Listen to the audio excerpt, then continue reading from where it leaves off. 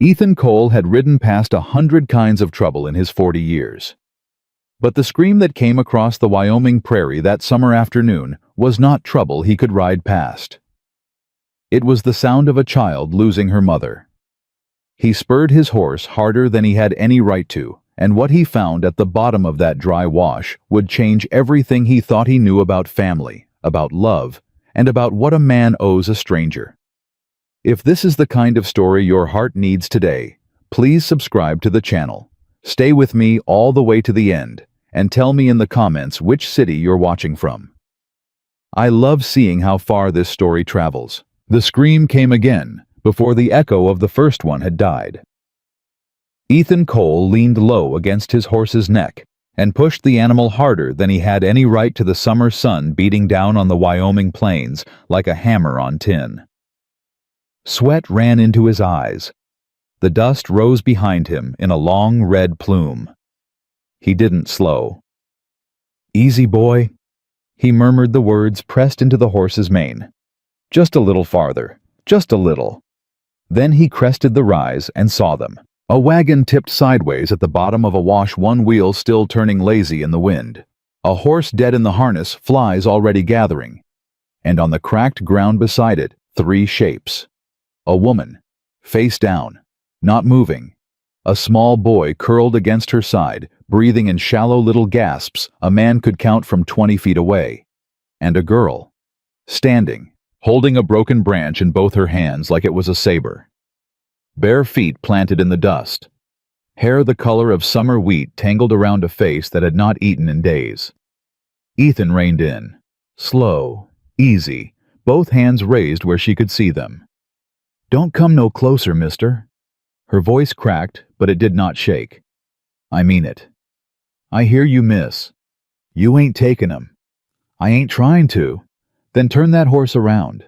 Ethan swung one leg over the saddle and stepped down into the dust. The girl raised the branch higher. He stayed where he was. "I said turn around." "Can't do that, miss." "Why not?" "'Cause your brother's dyin'." The branch wavered. Just a breath. Just enough that he saw the child underneath the soldier. "He ain't," she whispered. "He's just sleepin'." "He's burnin' up. I can see it from here." Ethan kept his voice gentle, the way a man speaks to a horse he doesn't want to spook. "What's your name?" "None of your concern." "Reckon it is if I'm gonna help you." "We don't need no help." "Your mama on her feet then?" Silence. The wind moved across the wash, lifted a curl of the woman's dark hair, dropped it again. Her face was turned toward the dirt. Her shoulder was bleeding through a tear in her dress where she had hit the wagon coming down. The girl's lower lip trembled. She bit down on it hard. "My name's Ethan Cole," he said. "I got a ranch about an hour's ride from here. I got water. I got a bed. I got a woman comes Tuesdays who knows medicine better than any doctor in the county. I'm not the law. I'm not a preacher. I'm not anybody. I'm just a man come up on a sound he couldn't ride past." "Liar." "Ma'am, everybody's somebody. Everybody wants something." He let that sit. The boy whimpered against the woman's side and tried to lift his head and could not. "All right," Ethan said quietly. "Then I'll tell you what I want. I want to put your mama on my horse. I want to put your brother in front of me. I want to walk this animal slow back to my house. I want you to sit behind me with that stick if it makes you feel better. And if I do one thing, miss, that don't sit right, you crack me across the back of the head with it. You got my word." She stared at him a long moment. "Why," she said, "would you do that for somebody you don't know?" "'Cause somebody did it for me once." "When?" "Long time ago." "That ain't a real answer." "No, miss." A faint twitch at the corner of his mouth. "Reckon it ain't." The branch lowered, just an inch, then another. "Her name's Clara." The girl's voice came out smaller now, the words running fast like she was afraid of them. "She's our ma. She ain't woke up since yesterday mornin'. And Noah won't drink no water, he just keeps crying for her, and I don't know what to do, mister. I don't know what to do." Hey now." He took a step closer. She did not raise the branch. "What's your name, Miss?" "Lily." "Lily what?" A flicker, then Lily Hayes. "Pleased to meet you, Miss Hayes." Another step. He went down on one knee in the dust beside the boy, pressed 2 fingers gentle against the small hot throat. The pulse was fast and weak. "Lily, I'm gonna pick your brother up now. That all right with you?" "Yes, sir." "Good girl." He gathered the boy in his arms. The child weighed less than a saddle, skin like fire, lips so cracked they had split. Ethan made himself breathe before he kept moving. "Noah," the boy whispered, eyes barely open. "I'm Noah. I know, son, I know you are. You a cowboy.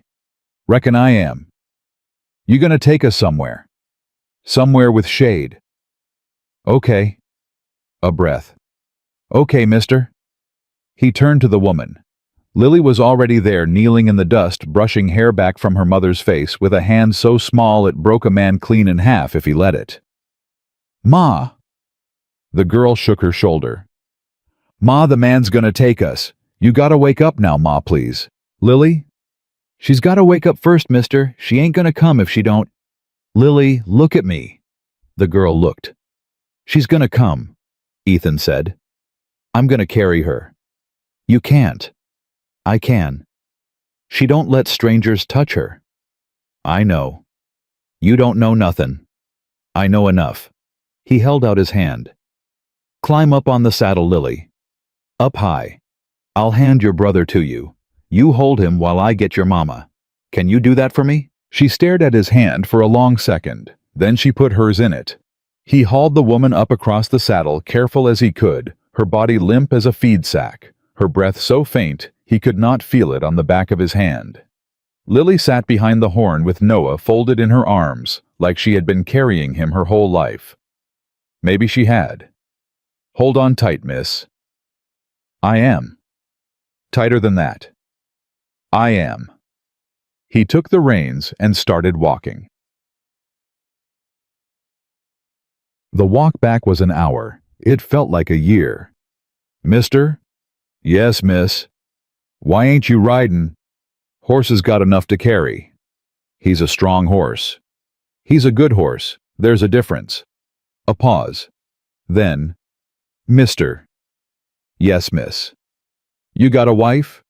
"No, miss." "How come?" "Reckon nobody'd have me." "That ain't true." "How would you know?" "'Cause you carried Noah real gentle."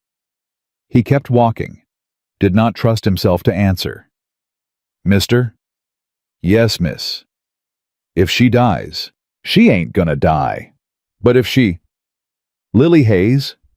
He stopped, turned, looked up at her on the saddle, this little wheat-haired soldier with her brother in her arms and her mother bleeding above her. "Listen to me good.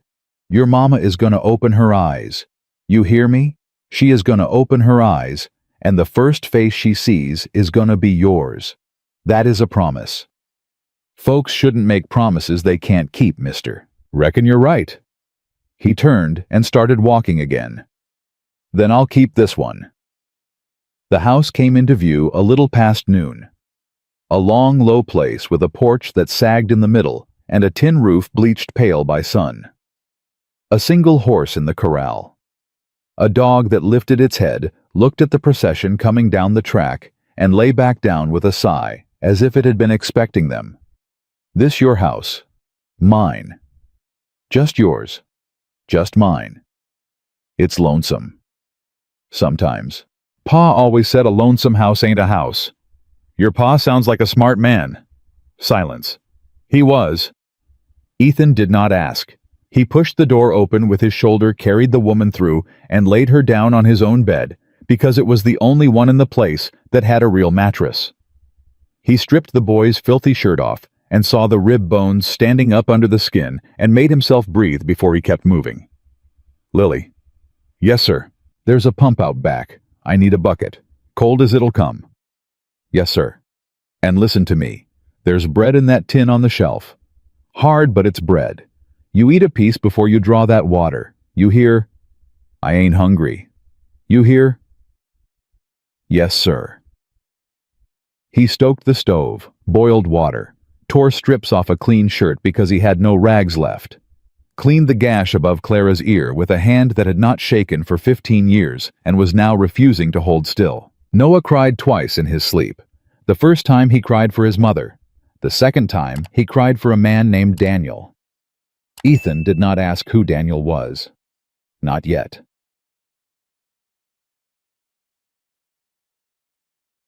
The sun went down at 8:30.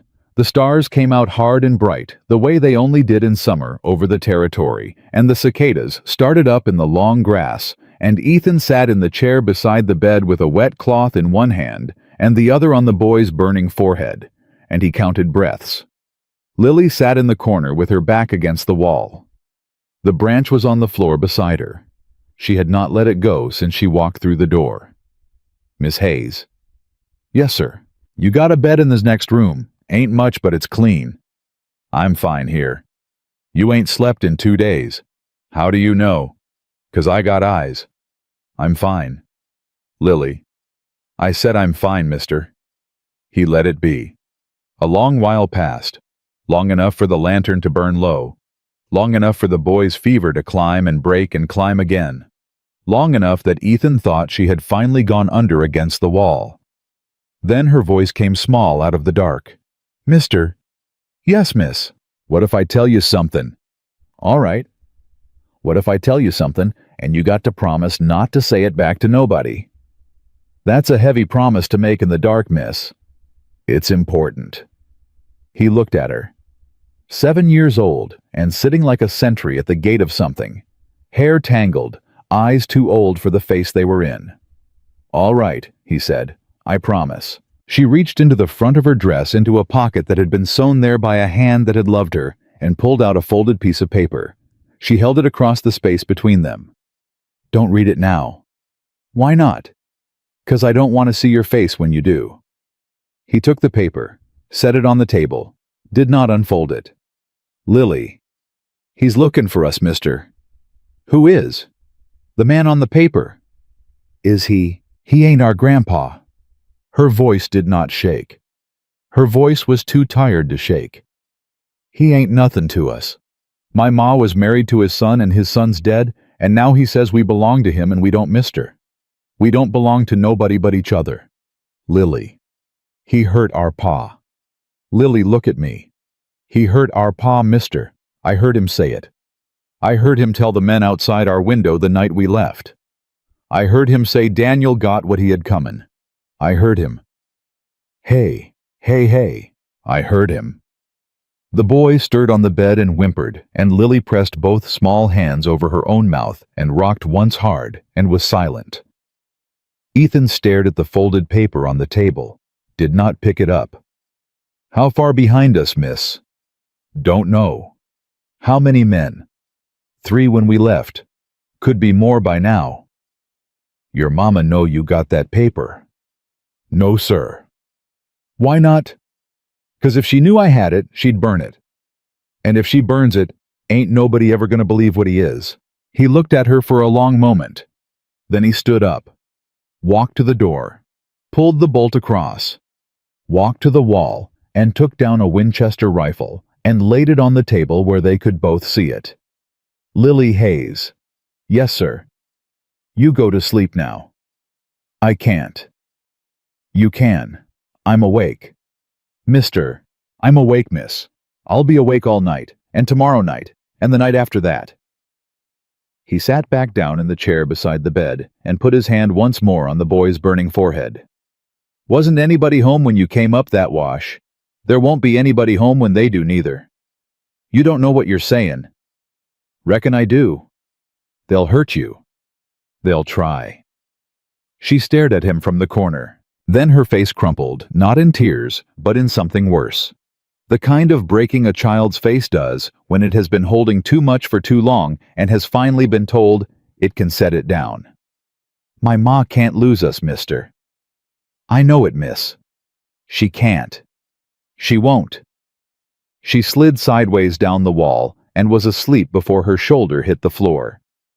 He picked up the paper then, unfolded it once, twice, held it close to the lantern. A woman's face stared up at him from the page. A face he had only seen with its eyes closed. its cheek against the pommel of his saddle, its blood drying into the front of his shirt. He recognized it anyway. Reward, $500. For the safe return of Mrs. Clara Hayes Langford and the two minor children, Lillian age 7 and Noah age 4, to their lawful guardian and grandfather, Mr. Victor Langford of Cheyenne. Believed to be traveling west by wagon. Considered confused and unwell, and not to be trusted with their own care. Approach with caution. Reward paid in full upon delivery, no questions asked. He read it twice. The third time he read it, the lantern flickered, and he watched his own hand fold the paper in half, then quarters, then eighths, until it was a small hard square. He closed his fist around. On the bed, the boy turned his head and breathed something that was almost a word. Pa. Ethan looked down. The child's eyes were closed. He was dreaming. Pa, don't go. I ain't going anywhere, son. Promise. I promise. The boy quieted. In the corner, the girl slept curled around the broken branch like it was a doll. In the bed, the woman's chest rose and fell, faint as the breath of a candle that had not yet decided whether to keep burning. And outside, somewhere far off across the dark prairie, faint as a heartbeat under a quilt, the sound of horses' hooves moved across hard ground in the direction of the house. One rider, maybe two, maybe three. Ethan Cole did not move from the chair. He sat there with one hand on a sleeping child's chest and the other curled tight around a square of folded paper, and he watched the door, and he watched the rifle on the table, and he listened to the hooves come closer in the dark. And he waited. The hooves came closer. Ethan did not stand up, did not light another lantern, did not so much as turn his head. He pressed his palm flat against the boy's chest and felt the small, fast heart beating up into his hand, and he let his eyes settle on the door. Pa, Noah murmured again, deeper into the dream. Pa, don't let him. Hush now, son, hush. The hooves stopped. One horse, not three. One. A long pause, then a man's voice from the yard ragged with the road. Ethan, Ethan Cole, you in there? Ethan let out a breath he had not known he was holding. Round back, Will? I'll come round. You come slow. I got sick folk in here. How sick? Sick enough. Boots scraped the porch. The door rattled against the bolt. Ethan crossed the room without taking his eyes off Lily, curled in the corner, slid the bolt, opened it the width of a hand. Will Hatcher was 60 if he was a day, beard like a thicket of winter grass. He took one look at Ethan's face and said, Lord have mercy. You alone? Course I'm alone. Who you think rides out here in the dark, the cavalry? Get in. Ethan, what in the? Get in, Will. The old man stepped through. His eyes found the bed. His mouth opened and closed twice before any sound came out of it. Sweet Jesus. Keep your voice down. Who is she? Don't know yet. Don't know, Ethan. There's a woman bleeding in your bed. I know it, Will. Where'd she come from? Wash off the South Road. Wagon went over, horse dead. And the boy, fever, hot enough to scorch. And Will's eyes moved to the corner, to the small shape curled around the branch. Lord Almighty. How old? 7, she says. And the little one? 4. Will took his hat off, held it against his chest like he was at a funeral, and did not yet know whose. Ethan? Don't. You got to. I said don't, Will. Ethan, you can't just... Sit down. Will sat. Slow, like the chair might bite him. Ethan went back to the bed, wet the cloth, wrung it out, laid it across the boy's forehead. The boy whimpered and turned his face into Ethan's wrist and quieted again. How'd you find me? Ethan said. What? How'd you ride up here, Will? Tonight of all nights. Tobias come by the store. Said he seen tracks down the South Wash. Said one of 'em was your geldings. Said the other was a wagon went sideways. Said there was... The old man's voice caught. Said there was blood in the dust, Ethan. He didn't go down to look. He come and got me. I rode out 'cause I figured maybe you was the one bleedin'. Wasn't me. I see that. A silence. Will. Yeah. You see anybody else on the road? Like who? Like men. What kind of men? The kind that ride three abreast and don't say good evening to a man at the crossroads. The old man's face changed. Slow. The way an old face changes when it remembers something it had been hoping to forget. There was 3 riders come through Two Forks Tuesday. From where? East. Wouldn't say. Bought oats and didn't tip the boy who carried 'em. Asked after a wagon with a woman and 2 children. What did folks tell 'em? What folks always tell strangers in Two Forks. Nothing. Good. Ethan. What? Who is she? Ethan did not answer. He reached into his shirt pocket and pulled out the folded square of paper, held it out across the space between them. Will took it, unfolded it, read it once, read it twice. His jaw worked. $500, he said. Yes. $500 is a year of a man's life out here. Yes. And there's 3 of 'em. Yes. And they was buyin' oats Tuesday. Will? What? Burn that.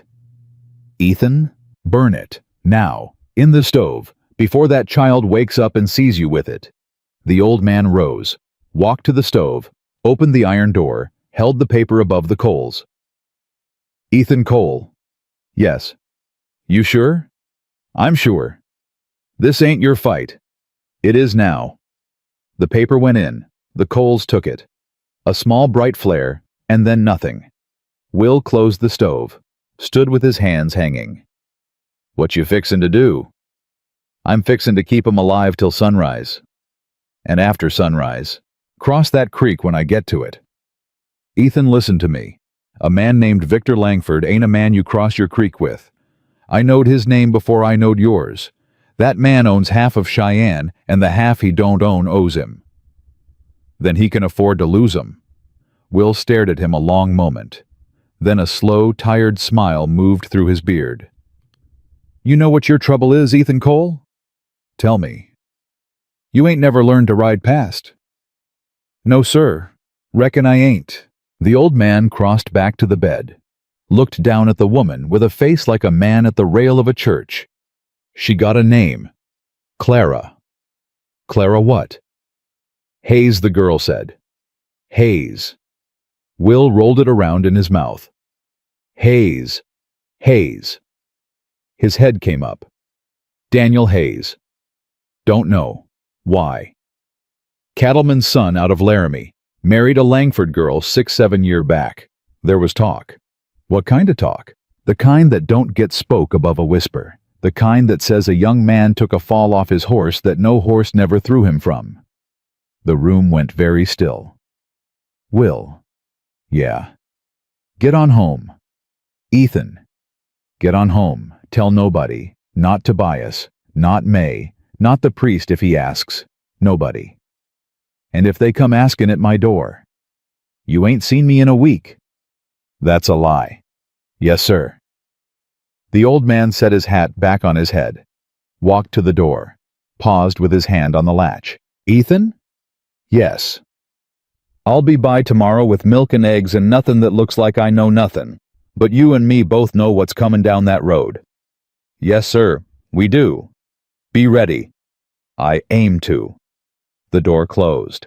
The hooves went away into the dark, slower than they had come. Ethan slid the bolt back across. When he turned, Lily was sitting up against the wall with her eyes wide open. How long you been awake, miss? Long enough. You hear all that? Yes, sir. You scared? No, sir. You're a liar, Lily Hayes. Yes, sir. A faint breath of something almost like a laugh moved between them, and then the boy on the bed cried out, and the laugh died. Ma! Noah whimpered. Ma! Ma! Ma! Lily was on her feet before Ethan was. She ran to the bedside, climbed up onto the edge of the mattress, pressed her small face down against her brother's hot cheek. I'm here, baby. I'm here. Lily's here. Want Ma. I know, baby. Want Ma. Lily. The voice was so faint it could have been a draft from under the door. Lily! The girl's whole body went rigid. Ma, Lily baby, M.A. Clara's eyes opened. Just slits. Just the suggestion of awareness behind them. Her hand moved an inch on the quilt and could not move farther. Where? She breathed. Where are we? You're safe, Ma. Where are we, Lily? With a man, Ma? A nice man. He found us in the wash and he... Clara's eyes moved. Slow. Past her daughter. Past her son. Across the unfamiliar wall. Across the unfamiliar lantern. Up the unfamiliar shape of the man standing at the foot of her bed.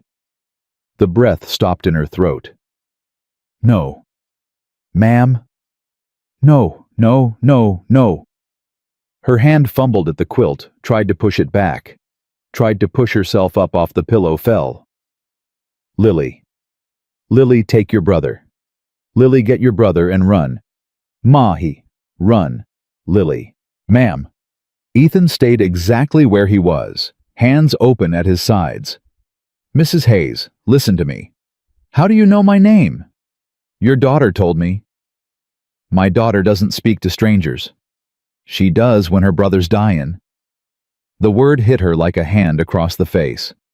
She turned her head and saw Noah, and the cry that came out of her was not a word. It was the sound a thing makes when something is being torn out of it. Noah. Noah, baby. Noah. He's alive, ma'am. He's burning. Yes, ma'am. He's burning. Oh God, oh God, oh God.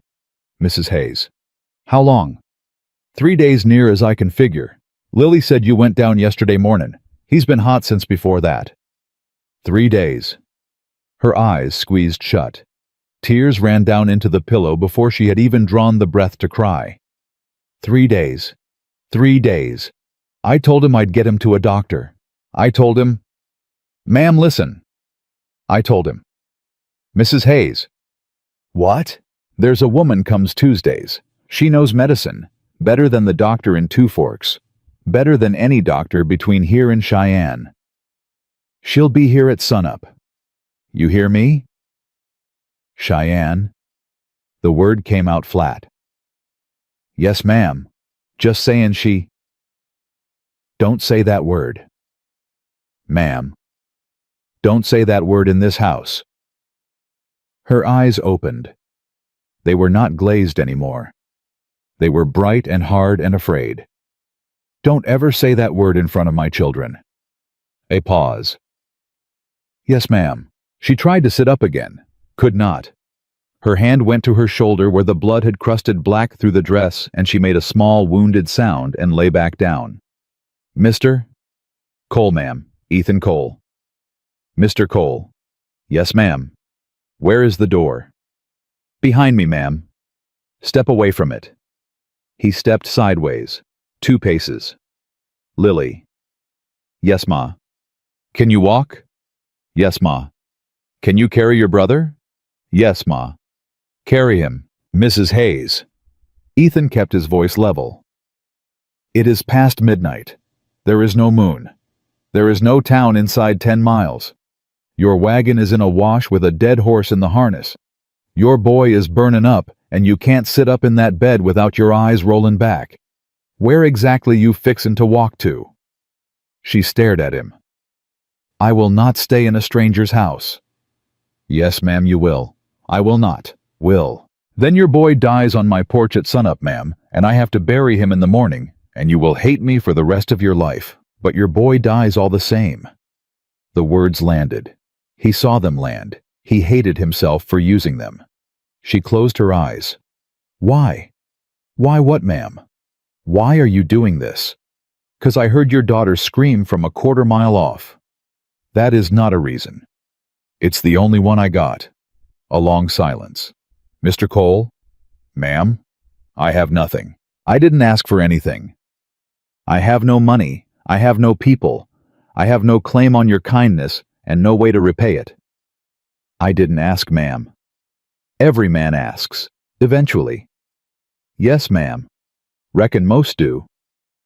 And what will you ask Mr. Cole? He looked at her, at the cracked lips, at the bruise blooming along the temple. at the small hand of her daughter clutching the front of her dress like a child holding the rail of a sinking ship. "I'll ask you to drink some water, ma'am, when you can. That's all I'll ask tonight." She did not answer for a long time. Then she said very low, "I am sorry I told my daughter to run." "You don't owe me an apology, ma'am. It was not for you." "No, ma'am, I know." He brought a tin cup to the bedside, held it. She tried to lift her head and could not. Lily slid an arm beneath her mother's neck like she had done it before, like she had been doing it for weeks, and Clara drank 2 swallows and turned her face away. "My son." "Yes, ma'am." "My son needs a doctor. He needs a fever broke first." "And how do you propose to break it?" "Cold water, cool cloth. A woman named Mrs. Briggs at sunup who has brought 3 children through scarlet fever and 1 through pneumonia, and not one of them died on her watch." Clara closed her eyes. "Mr. Cole." "Yes, ma'am." "If my son dies in your bed." "He won't, ma'am." "If he does." "Mrs. Hayes." "Listen to me, please." "I'm listening." "If he dies." Her voice did not rise, did not break. "I will not blame you. Do you understand? I will not blame you. The road killed him. The wagon killed him. I killed him, not you. You are not to carry that. You hear me, Mr. Cole?" He could not answer. "You hear me." "I hear you, ma'am." "Good." She turned her face into the pillow, and she cried without sound the way a woman cries who has been crying alone for a long time and has learned not to make noise about it. Lily climbed up onto the bed and put her cheek down against her mother's good shoulder and stayed there. Ethan walked out onto the porch. He stood in the dark with both hands on the rail, and he breathed once hard like a man coming up out of water. The dog padded out behind him, sat down beside his boot, leaned its weight against his leg. "Yeah," Ethan said. "Yeah, I know." The stars wheeled slow above the corral. Somewhere out past the south fence a coyote called once, and another one answered. "What do you reckon, dog?" The dog did not reckon anything. "Yeah," Ethan said. "Me neither." He went back inside. Lily was asleep again with her arm across her mother. Clara's eyes were closed, but her hand had crept up to find her daughter's hair and was buried there. Ethan sat in the chair beside the bed, picked up the cloth, wrung it cold, laid it on Noah's forehead. "Hold on, son," he said quietly. "Mrs. Briggs is coming at sunup. You hold on till sunup." The boy did not stir. 2 hours before dawn the fever broke. It broke the way fevers break in children all at once, like a storm cloud running out of rain. The boy's skin went from scorching to merely warm in the space of 15 minutes. He drew one long, shuddering breath. He turned his head on the pillow. He opened his eyes. "Mister?" "Yes, son." "Where's Ma?" "Right beside you." "Where am I?" "Safe, son." Noah blinked up at him, took in the lantern, took in the rough beam of the ceiling, took in the man in the chair with the wet cloth in his hand. "You that cowboy?" "Reckon I am." "You said you wasn't going nowhere." "I ain't." "You promised." "Yes, son." The boy reached up. His hand was so small it disappeared inside Ethan's. He held on. "Don't go nowhere, mister." "I won't." "Promise." "Promise." The boy closed his eyes and slept. Real sleep. The kind that mends a thing. Ethan sat in the chair and did not move, did not breathe loud, did not so much as set the cloth down. He sat there with a 4-year-old's hand inside his own, and he watched the gray come up at the window, slow as mercy, and he did not let go. The first knock at the door came at 5 past sunup. He knew the knock. 3 short. Mrs. Briggs. He eased his hand out of the boy's, crossed the floor, slid the bolt. The woman who came through was 65 years old and built like a fence post and did not waste a breath on hello. "Ethan." "Aunt May." "Will rode by the store at 4 in the morning." "Did he?" "Said you got 3 souls in here that need keeping alive." "Yes, ma'am." "Said one of 'em is a mama." "Yes, ma'am." "Said one of 'em is a 4-year-old burnin' up." Fever broke an hour ago. She stopped in the doorway, looked at him. Did it? Yes, ma'am. You sat with him all night. Yes, ma'am. Eat anything? No, ma'am. Sleep any? No, ma'am. Sit down, Ethan. Aunt May? Sit down. Ethan Cole. I will tend these folk.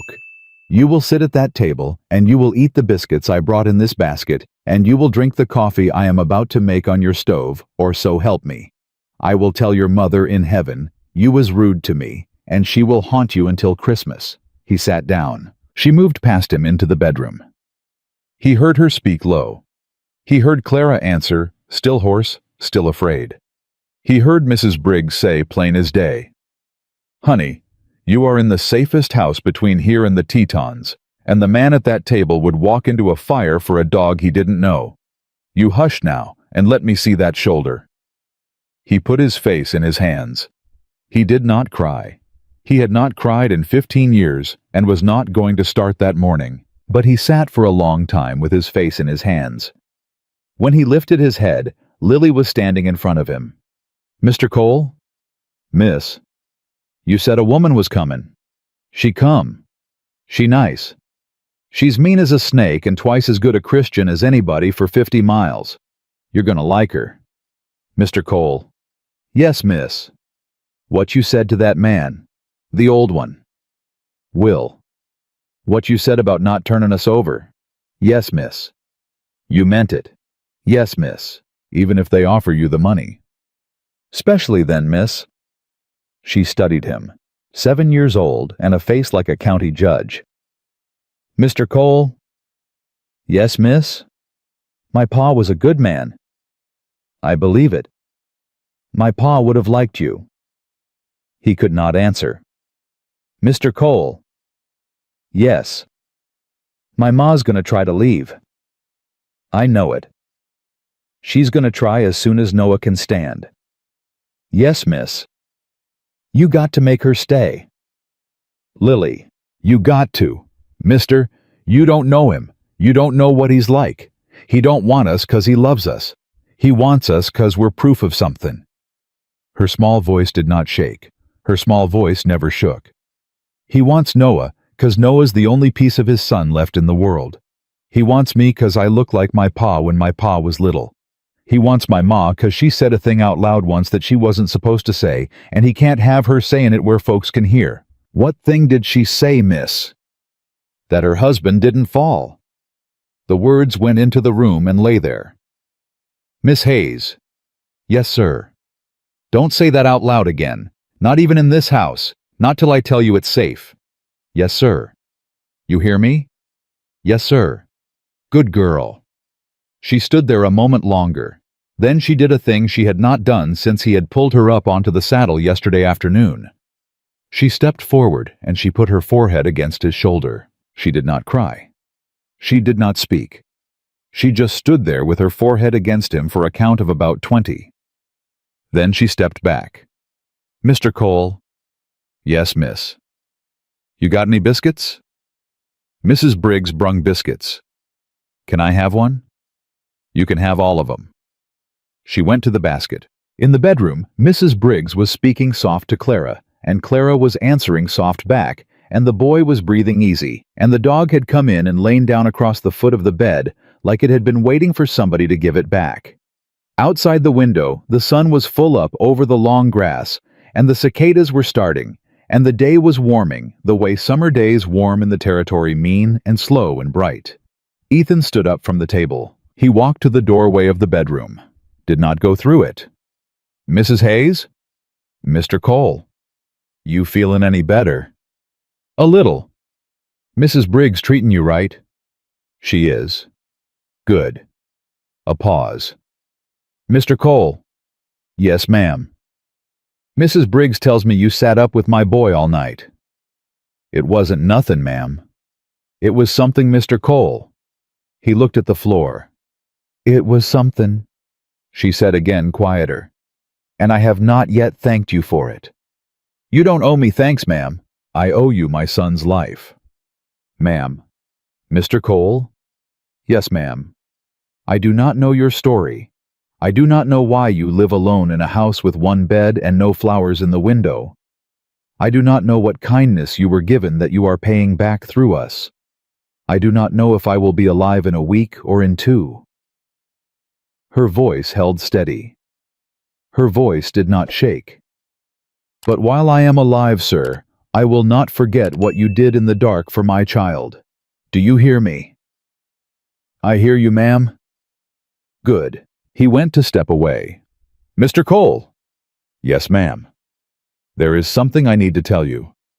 Ma'am, you don't have to. I do. He waited. They are coming for us, Mr. Cole. I know, ma'am. She blinked. You know. Lily showed me the paper. There is a paper. There was. I burnt it. The breath went out of her, all at once, like a sail collapsing. You burnt it. In the stove, about midnight. Mr. Cole. Mrs. Hayes. You have no idea what kind of man. I got an idea. You don't. Mrs. Hayes, I'm going to tell you something now, and I want you to hear me good. Yes, I am one man. I got one rifle and one good horse, and a dog that ain't worth the powder it'd take to defend him. I cannot take on the whole state of Wyoming for you. I cannot promise you we win. I cannot promise you a roof over your boy's head a year from today, or 6 months or 6 weeks. He drew a slow breath. But I can promise you this.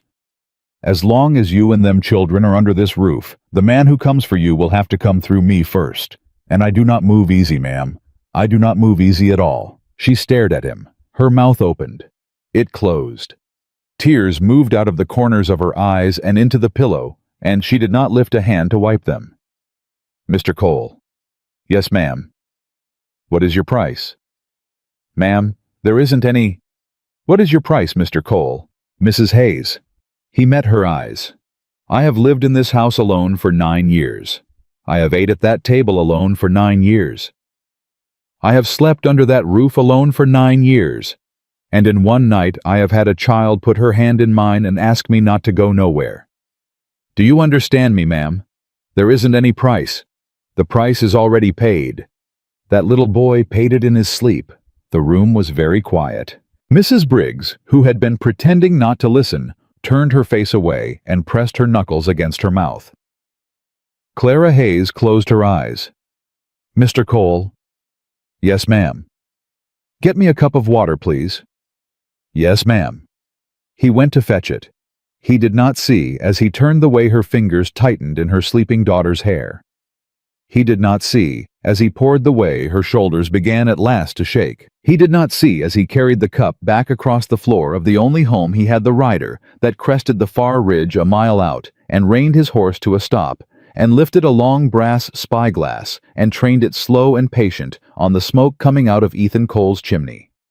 The rider watched a long while. Then he turned his horse and rode east at a steady, unhurried pace the way a man rides who is not afraid of being late because he knows the people he is going to fetch will wait for him as long as he needs them to. The rider was gone before the cup of water reached Clara's lips, and Ethan, who had not seen him, did not yet know that the count had started. Mrs. Briggs worked through the morning. She cleaned the gash above Clara's ear. She splinted the wrist Clara had not even known was broken. She sat the boy up against 2 pillows and got broth into him a spoon at a time. She gave Lily a bath in a tin tub on the kitchen floor, and Lily held perfectly still through the whole of it, like a soldier waiting to be inspected. Aunt May. Hush, child, almost done.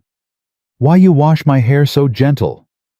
'Cause it's a child's hair, honey. My ma used to wash it gentle. Your ma is gonna wash it gentle again.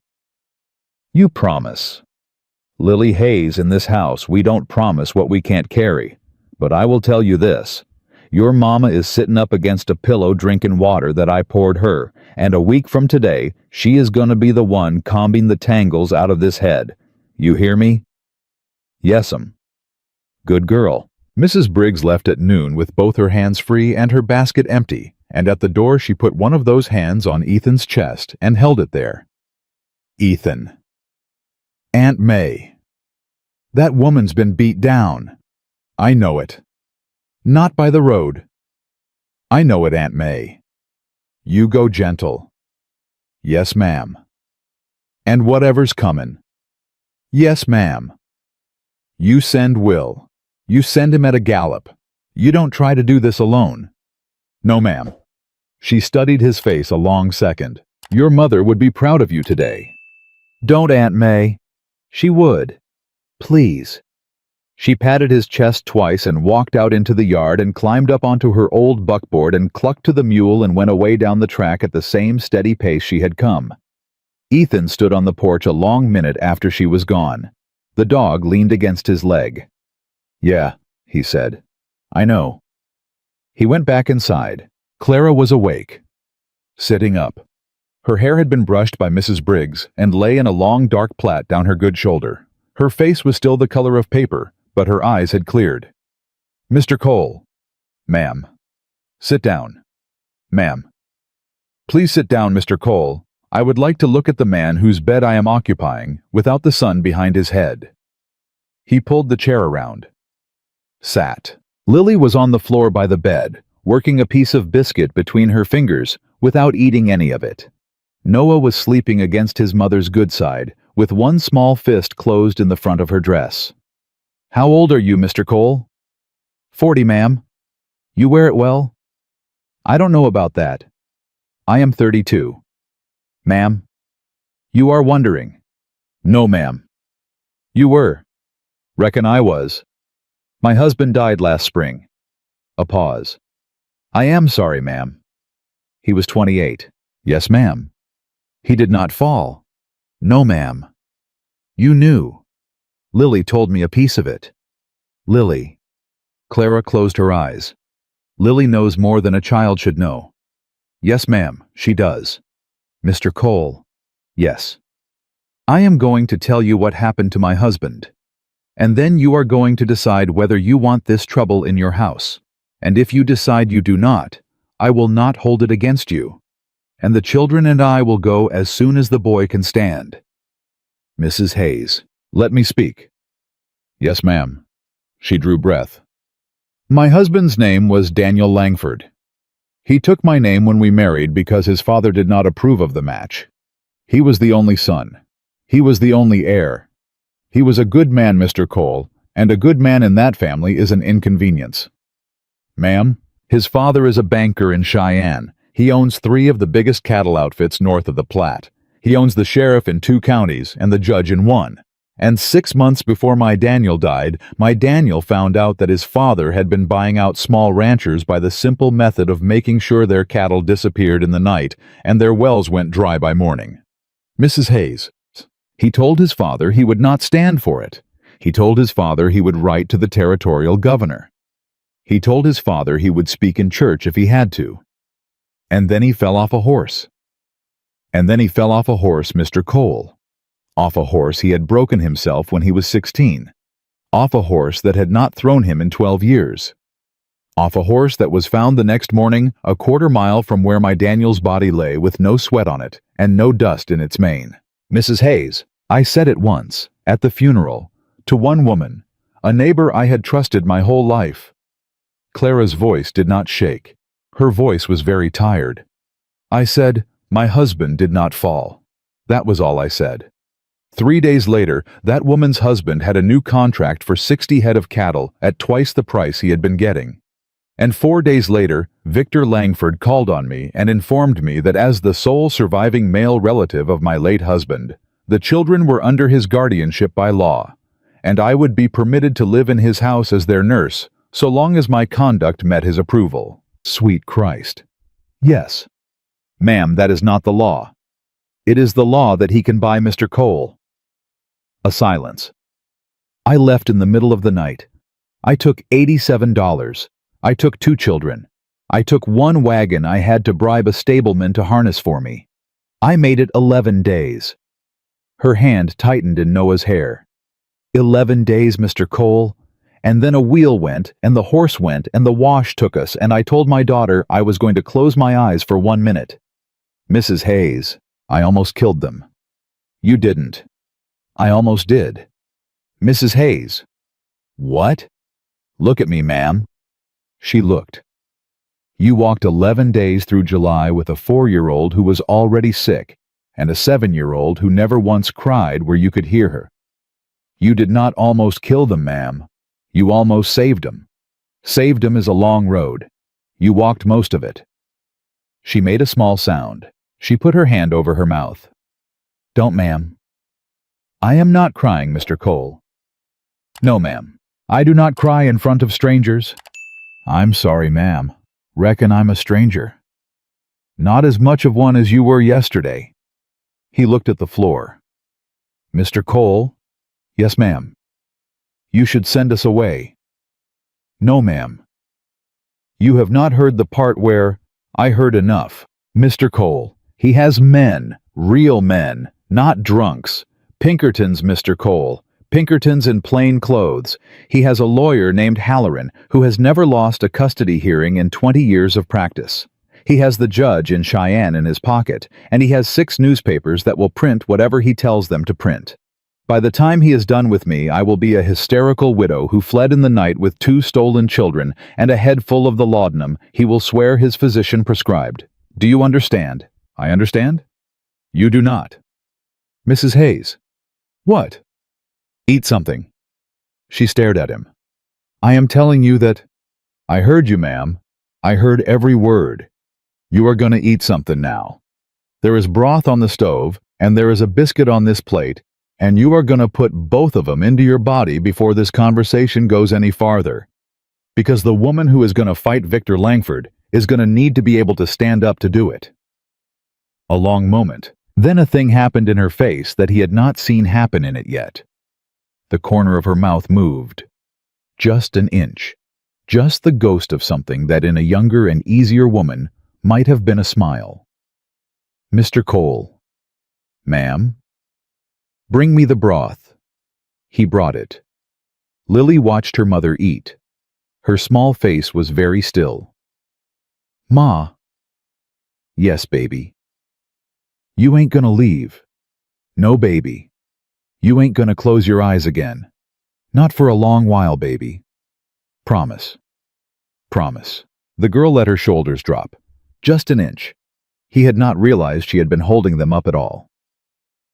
The afternoon went by. Noah woke at 3 and asked for water, and asked for his mother, and asked after a long shy pause for the cowboy. Ethan went to the bedside. Yes, son. Mister? Yes. You said your name. Ethan. Ethan. That's right.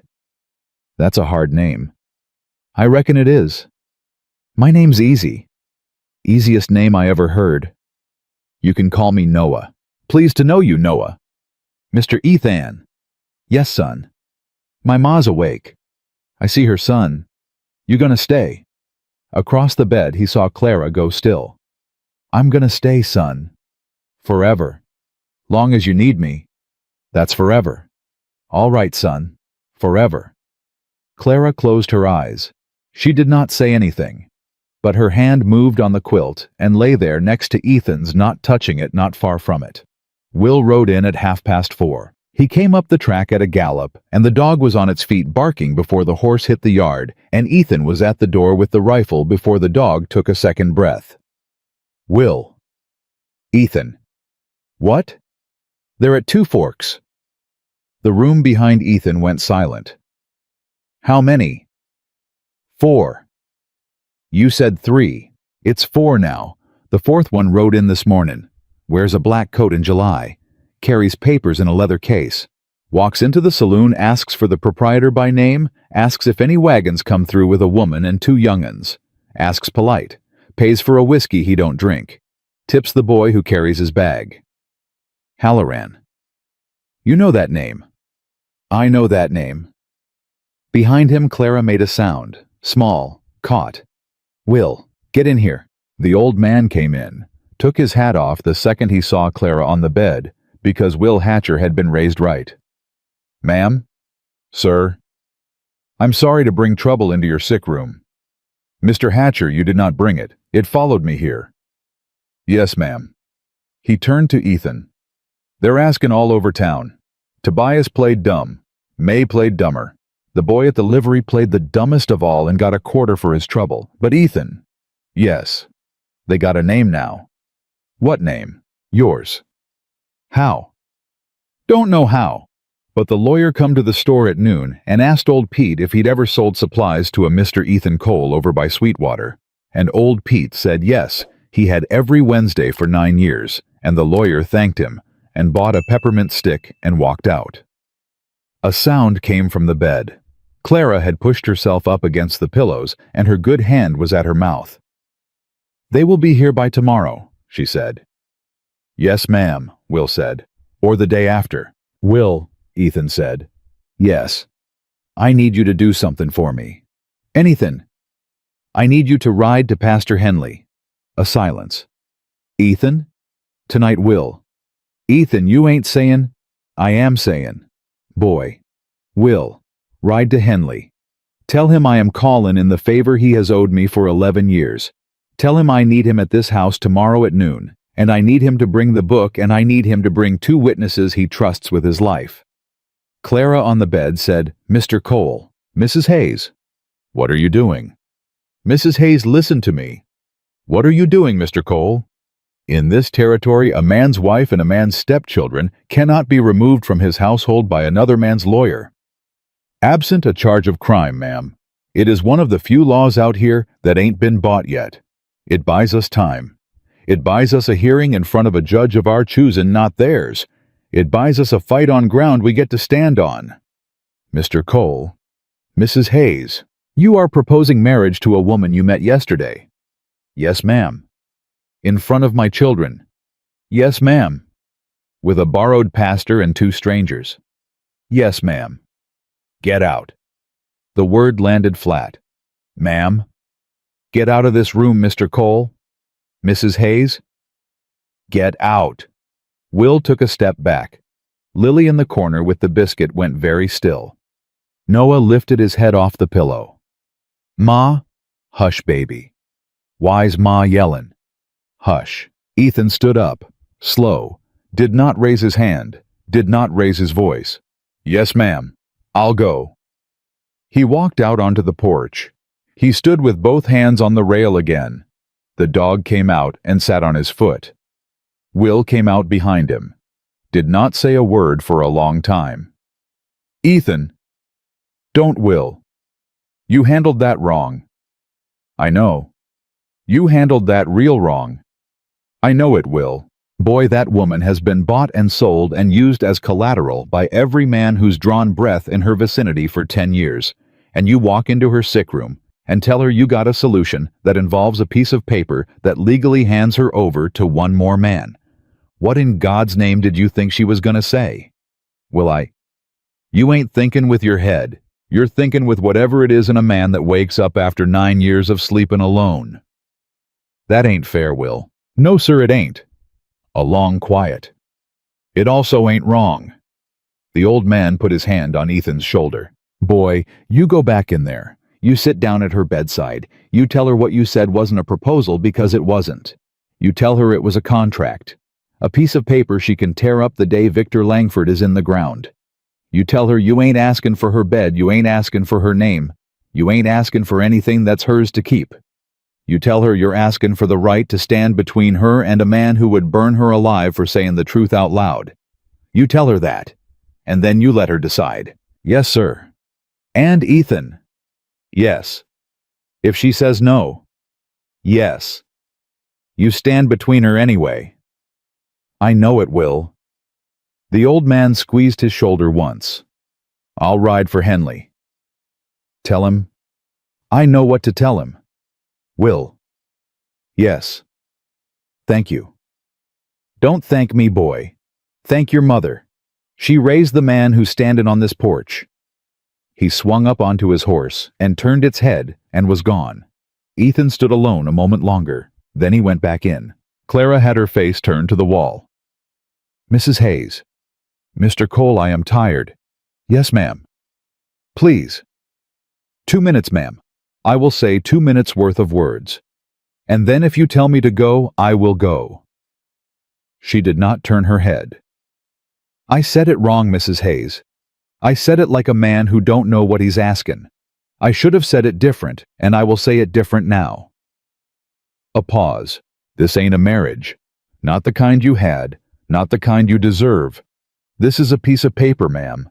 This is a piece of paper that says when the lawyer in the black coat gets here tomorrow with his case full of orders and his pocket full of the judge in Cheyenne, he hits a wall before he gets to the door. That wall is a husband's name on a license. That's all it is. That's all it has to be. Mr. Cole, ma'am, I am not done. All right. I will not come into that room. I will sleep on the porch. I will sleep in the barn. I will sleep on the ground, and the dog and I will be very comfortable. The bed is yours. The roof is yours. The children are yours. The name is yours to use as a shield, and yours to set down the day the shield ain't needed. The day you tell me to ride out, I will ride out. I will not ask for a thing. Mr. Cole, and the last thing, ma'am. Yes, I am not doing this 'cause I want you. I am doing this 'cause that little boy in your arm called me Pa in his sleep before he knew my name, and that little girl on the floor put her forehead against my shoulder this morning and didn't ask permission. I am doing this 'cause they are in my house, and that makes them mine to stand for. Not to keep, ma'am. To stand for. There is a difference, and I am asking you to let me. The room held its breath. She did not turn her head. She said very low, "Get out, Mr. Cole." He stood there. He nodded once. "Yes, ma'am." He turned to go. "Wait." He stopped. "I did not mean leave the house, Mr. Cole. I meant leave the room. I would like to talk to my daughter.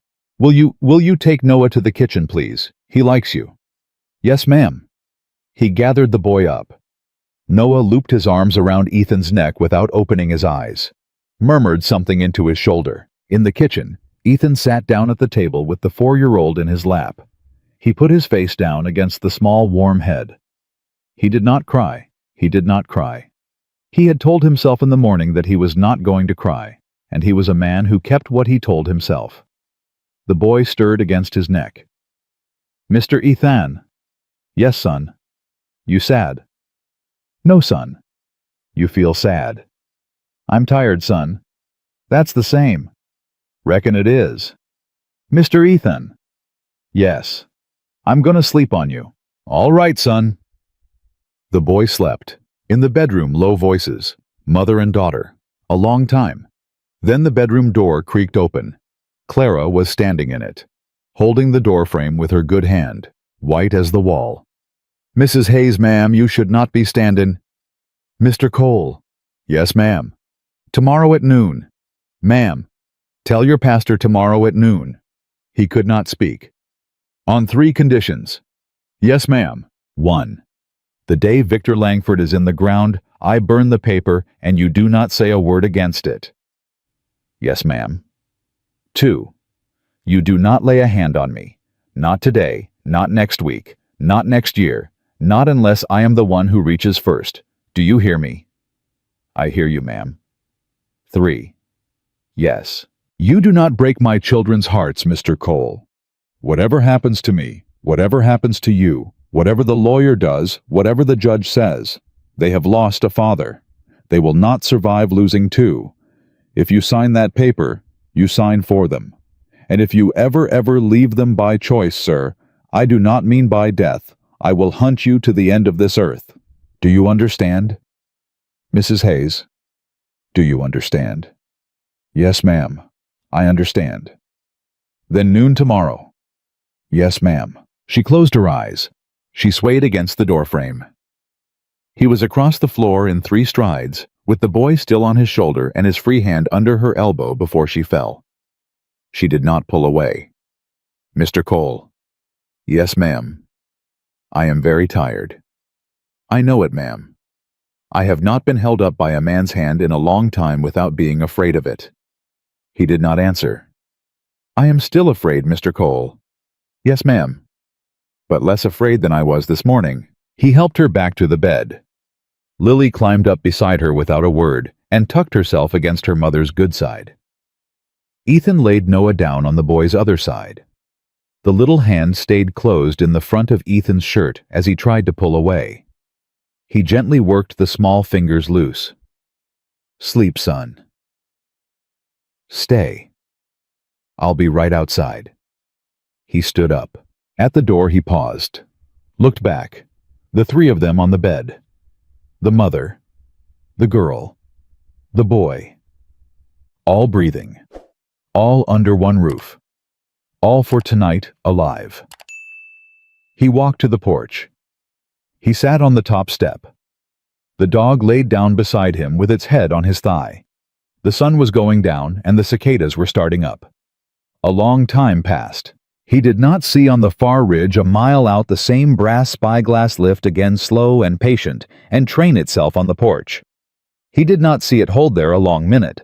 He did not see it lower. He did not see the second rider, who had come up beside the first one in the long evening, raise a hand and point to the south of the property, where the ground ran flat for half a mile to a stand of cottonwoods. He did not hear the first rider say to the second, very quiet, "Tomorrow morning. Before they're up, we take the children first, the woman comes after." He did not hear the second one nod. He sat on his porch with his dog and watched the red go out of the sky. And somewhere inside the house, a 4-year-old boy turned in his sleep and called him Pa and Ethan Cole, who had been alone for 9 years. Put both his hands over his face for the first time since he was a boy himself, and his shoulders shook once. Just once. Then he wiped his face with the heel of his hand. He stood up. He walked back inside. He bolted the door. He laid the rifle across his knees in the chair beside the bed. And he did not sleep. He did not sleep, and yet he must have. Because somewhere in the gray hour before sunup, the dog's head came off his knee, and the dog's ears went forward, and Ethan Cole was on his feet with the rifle in his hands before he was awake enough to know why. What? The dog growled low. Face the south wall. South side. He crossed the floor without a sound. Lifted the latch of the back window an inch. Listened. A horse. Walking. Soft as a man could make a horse walk, maybe 60 feet out. He set the rifle against the wall. Picked up the second one, the short one, the one with the cut-down barrel his father had cut down for close work in the brush. "Lily." The girl's eyes opened in the dark. "Yes, sir." "Up. Quiet." She was up. Quiet. "Take your brother. Floor of the kitchen. Behind the stove. Don't come out till I call your name. You hear me?" "Yes, sir." "Your name. Not Mama's voice. Not Mr. Will's voice. My voice. Saying your name." "Yes, sir." "Go." She went. "Mrs. Hayes?" "I hear you." "Can you stand?" "I can stand." "Get behind the stove with the children." "Mr. Cole, give me the small rifle." "Get behind the stove, ma'am." "I can shoot Mr. Cole." "I do not doubt it. Get behind the stove." She got behind the stove. He moved to the front door, eased it open the width of his hand. Looked. 2 of them. Dismounted. One holding the horses 50 feet out by the cottonwoods. The other one, black coat even in the dark. Even in July, moving toward the porch on the balls of his feet, with something long and dark in one hand. Not a rifle. A length of folded canvas. The kind a man carries to wrap up a thing he means to take. Ethan eased the door shut, slid the bolt, crossed to the back window. A third one, south side.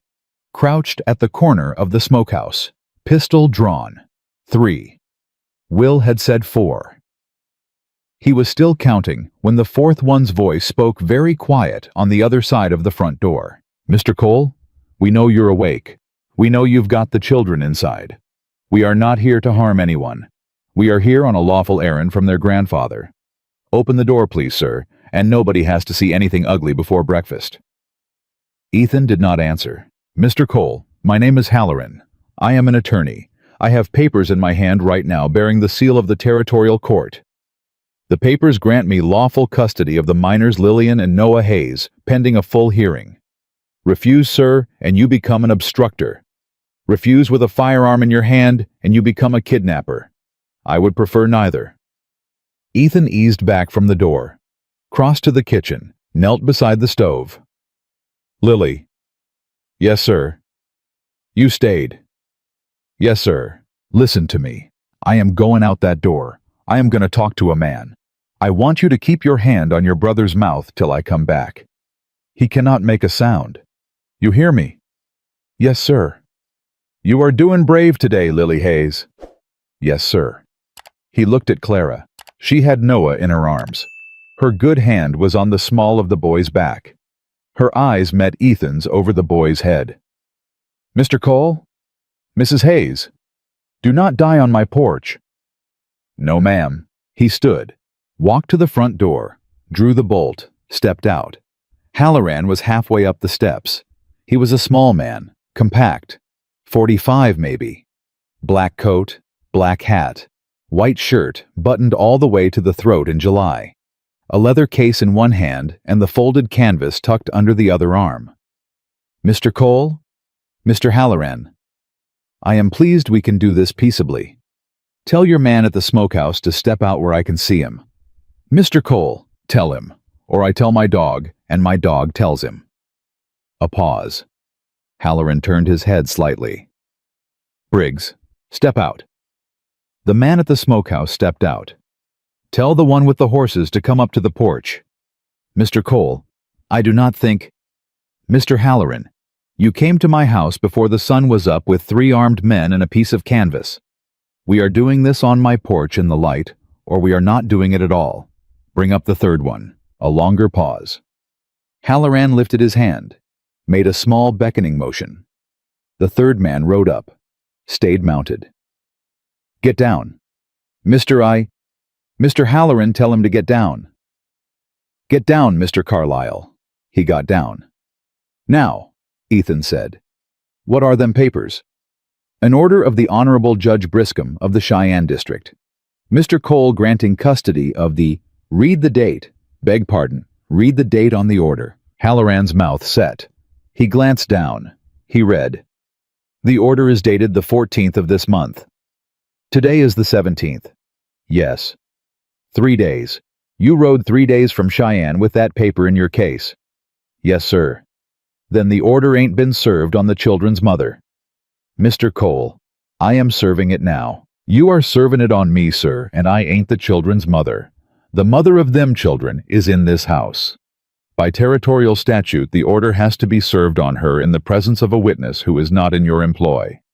I see 3 men with you, Mr. Halloran. They are all in your employ. You have not got a witness. You have got a posse. A silence. He saw the small flicker move across the lawyer's face. The flicker of a man who has been told the rule his whole career and was hoping the man on the other side of the door had not been told it. Mr. Cole, you are a rancher. Yes, sir. You are not, I think, a lawyer. No, sir. And yet you know the procedure for service of process in the territory. My father was a justice of the peace 22 years, Mr. Halloran.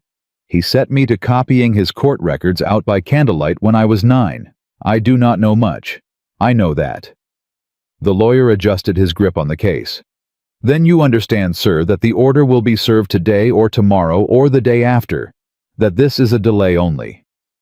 I understand that the order will be served, Mr. Halloran, in front of a witness of my choosing and a judge of my choosing, not yours. Mr. Cole, yes. By noon today, sir, those children will be in my carriage on the road to Cheyenne. The only question before us is whether their mother and the man who has been sheltering them are also accompanying us in irons on charges of resisting a lawful order. I would rather they were not. I would rather we were civil. Step aside. No, sir. Mr. Cole. There is a thing you do not know, Mr. Halloran. Tell me. As of noon today, there is a husband in this house. The case hesitated in Halloran's hand. Beg pardon. You heard me. Mr. Cole, that is a lie.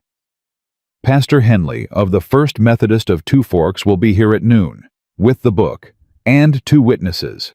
I sent for him last night. He has owed me a favor for 11 years. He is coming.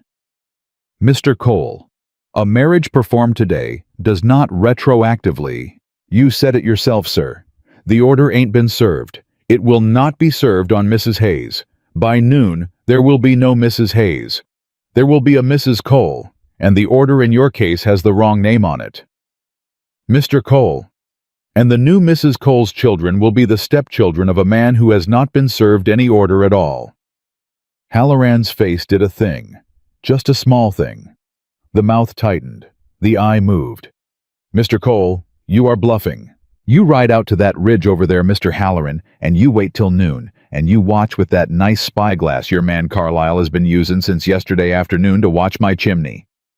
You watch a buggy come up that road with a pastor and 2 witnesses in it. And then you decide whether I am bluffing. The lawyer looked at the man called Carlyle. Carlyle looked at the ground. Mr. Cole? Yes. This will not stand. In a court of your buy-in, no, sir, I expect it will not. In a court of mine, sir, the Federal Circuit out of Laramie, which I have already sent a wire to last night by way of Mr. Hatcher, who I understand made it to the telegraph office at 2:30 this morning. I expect it will stand a long while. The lawyer's case lowered an inch. He had not until that moment considered the Federal Circuit. Mr. Cole? Mr. Halloran? You are a very inconvenient man. Yes, sir. Folks have said so. A long quiet on the porch. Out in the yard, the man called Briggs shifted his weight. The man called Carlyle did not look up. Mr. Halloran? Yes. You and your men are going to mount up. You are going to ride back to Two Forks. You are going to come back at noon today in a buggy alone with no firearm, and you are going to attend my marriage as a witness. Because by territorial statute, a custody order cannot be enforced against a child's stepfather without a separate hearing, and that hearing has to be set within 30 days. I am giving you the 30 days, sir. Take 'em. Make your case in front of a judge.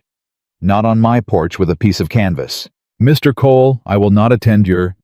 You will, sir, because if you do not, the federal marshal who is right now riding up from Laramie on a wire from Mr. Hatcher will arrive at this property tomorrow evening and find a black-coated lawyer who attempted to remove 2 children from a home before sunrise without proper service. And that Mr. Halloran is not something that Bench and Cheyenne can buy you out of. The case dropped another inch. Federal Marshal, Halloran said, flat. Federal Marshal. You sent a wire. At 2:15 this morning. To whom? To Marshal Patrick Donahue, who I have known since he was 16 and I was 18, sir, and who married my second cousin and owes me his life from a fire we was both in the spring of '71. I am calling a great many favors today, Mr. Halloran. It has been a long time since I called any. The lawyer was silent a long moment. Carlyle. Sir. Mount up. Sir. Briggs. Sir. Mount up. The 2 men moved to their horses. Halloran did not turn. Mr. Cole. Yes. The grandfather is not a forgiving man. No, sir, I don't expect he is. He has buried a son. He has, sir, by his own hand or close to it. The lawyer's face went still. That is slander, Mr. Cole. It is, sir. Sue me for it, in the federal court, with Marshal Donahue in the gallery. I will be there. Halloran stood a long moment. Then he turned, walked down the steps, mounted, looked back once. Noon, he said. Noon. They rode out.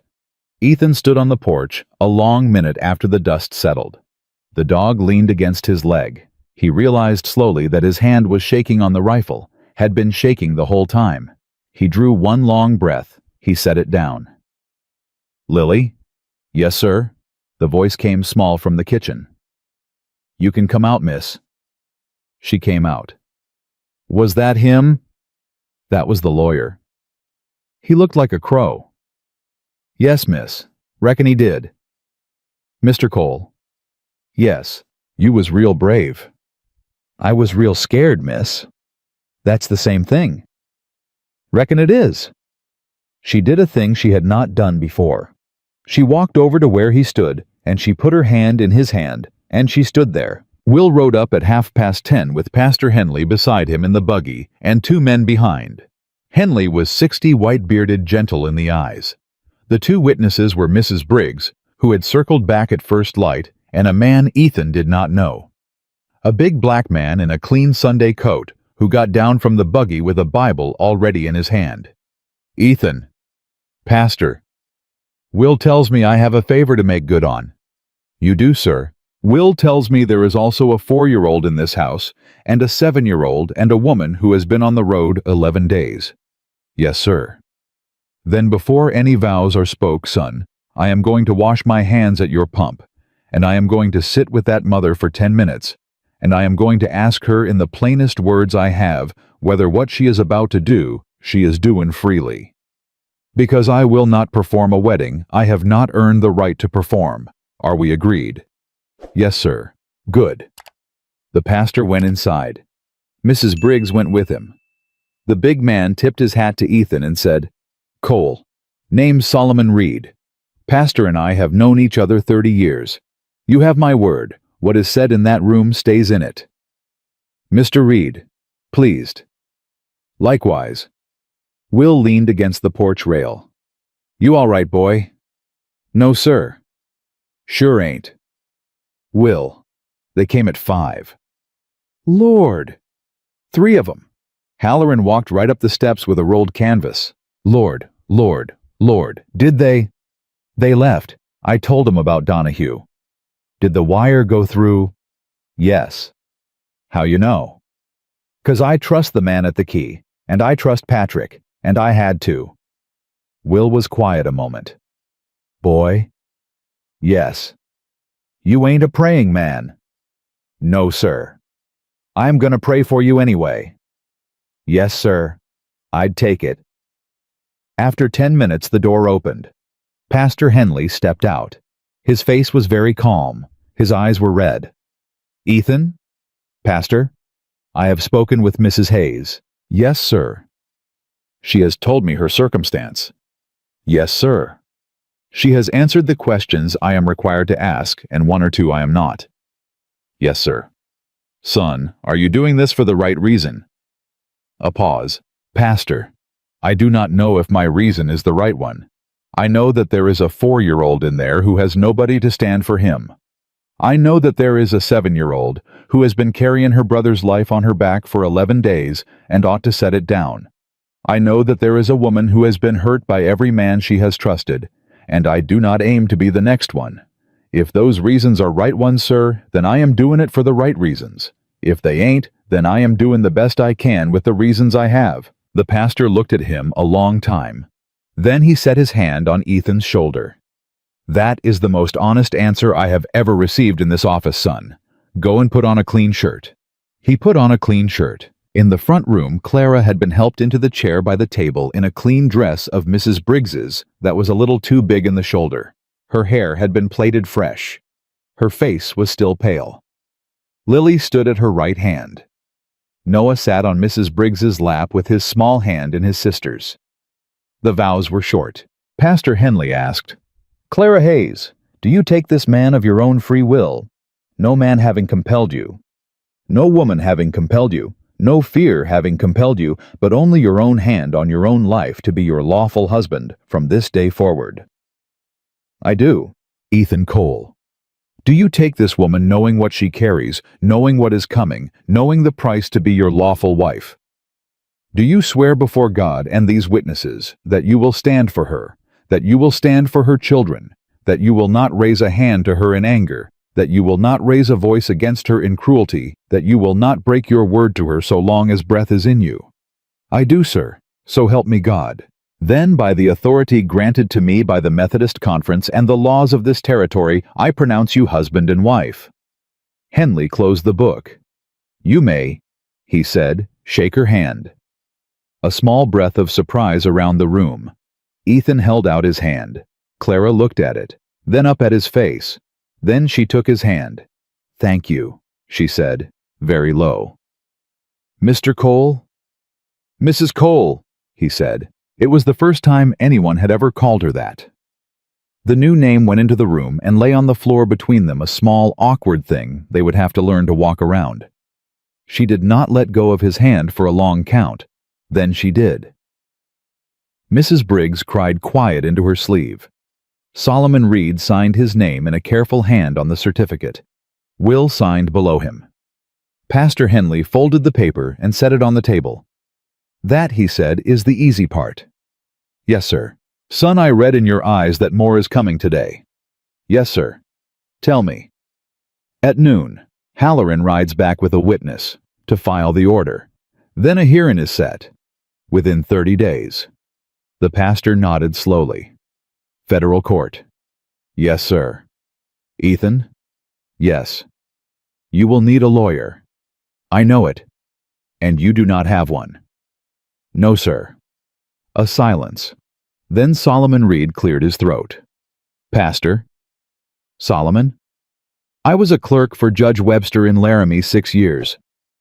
You were. I read law evenings for 4 of those. You did. I am not admitted to the bar of any court in this country, gentlemen, because of the obvious. A pause. But, Reed said slowly, I know the federal procedure for a custody hearing in this circuit cold, and I know 2 attorneys in Laramie who will take this case for nothing if the right man asks them, and the right man, gentlemen, is sitting in this room in a clean coat.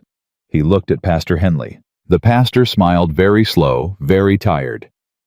Solomon Reed, he said, you have not changed. No, sir. I will write the letter today.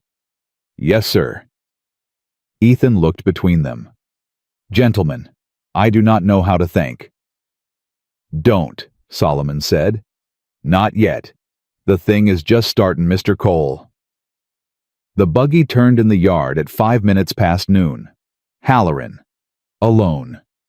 No black coat this time, a gray one. Gray. He came up the steps. He took off his hat at the door because Pastor Henley made a small motion with his hand. He looked at the certificate on the table. He read it. He read the witness names. He read Solomon Reed's signature twice. Mr. Reed. Mr. Halloran. You are in this country. I am, sir. I had heard you were not. You had heard wrong, sir. A silence. Mr. Cole. Mr. Halloran. Hearing is set for the 11th of next month. Where? Federal Courthouse, Laramie. We will be there. Yes. Halloran turned to leave, stopped at the door, did not turn his head. Mr. Cole? Yes. You should know one thing before the 11th. Yes. The grandfather will be in the courtroom.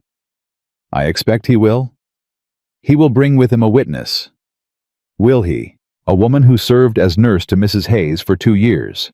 Who will testify, sir, under oath that Mrs. Hayes is in the habit of seeing things that are not there.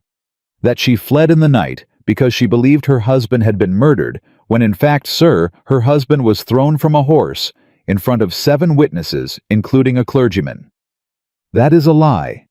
That is a sworn statement, Mr. Cole. I have it in my case. The room had gone very still. Good day, Halloran said, soft, almost kind. Mrs. Cole, best wishes. He went down the steps. He climbed into his buggy. He drove away. Inside, Clara had gone the color of milk. Mr. Cole? I heard, ma'am. That is not true. I did not see things. I know it, ma'am. There was no nurse, not for 2 years. There was a woman who came twice, who was paid by him. I know it, ma'am. They will say I am mad, Mr. Cole. Yes, ma'am, they will. And they will take my children. They will try, ma'am. Mr. Cole, Mrs. Cole. He said it gentle. He said it without thinking. He said it because half an hour ago, a pastor had said it was her name. Mrs. Cole, listen to me. We have a lawyer comin'. We have a marshal comin'. We have a pastor and a clerk, and an old man who knows every back road from here to Laramie. We have got till the 11th of next month to put a wall around them children. We are going to build it brick by brick, ma'am, you and me. And on the 11th, we are going to walk into that courthouse with a wall behind us. She closed her eyes. Mr. Cole? Yes. I would like to sit on the porch a moment. Yes, ma'am. He helped her up. She did not pull her arm away. He walked her out into the afternoon, past the witnesses, past the dog, past the buggy. He sat her on the top step. Lily came out and sat on the step below. Noah toddled out and lifted both arms to be picked up, and Ethan picked him up, and Noah laid his cheek against the new clean shirt and went very still. Will Hatcher sat down on the porch boards with his old knees popping. Mrs. Briggs came out with a tin cup of cold water and put it in Clara's hand. Pastor Henley stood at the rail and bowed his head and did not speak. Solomon Reed sat down on the bottom step with his Bible across his knees. Nobody talked for a long while. Then Clara said very low, looking out at the long grass, "Mr. Cole." "Yes, ma'am." "You have a good house." "Thank you, ma'am." "It is a quiet house." "It has been." "Not anymore," she said. "No, ma'am." "Is that all right with you, Mr. Cole?" He did not answer right away. He looked at the boy in his arm, at the girl on the step, at the woman beside him whose plait had come a little loose in the wind. "Yes, ma'am," he said. "It is more than all right with me." She did not turn her head, but her hand on the porch board between them moved an inch closer to his.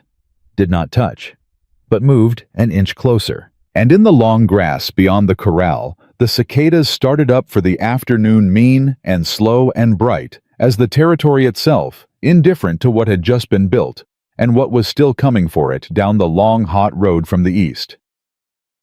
The days between the wedding and the 11th of the next month went by the way summer days go by in the territory, when a thing is coming and there is no stopping it, slow in the heat and fast in the heart both at once. Clara healed, slowly. The wrist came out of the splint the second week. The bruise on the temple went yellow and then gone. She still slept badly. She still flinched when a door closed too hard. But the morning came when Ethan walked into the kitchen and found her at the stove with a wooden spoon in her good hand, and she turned and said without turning all the way, "Mr. Cole, sit down. You are going to eat a hot breakfast." "Yes, ma'am." "It is biscuits and gravy." "Yes, ma'am." "They may be terrible. I have not cooked in a long time." "They will not be terrible, ma'am." They were not terrible. Noah ate 3. Lily ate 2 and put a third in her pocket for later, which Ethan pretended not to see because he understood what it meant for a child to need to know there would be food later. Solomon Reed came out twice.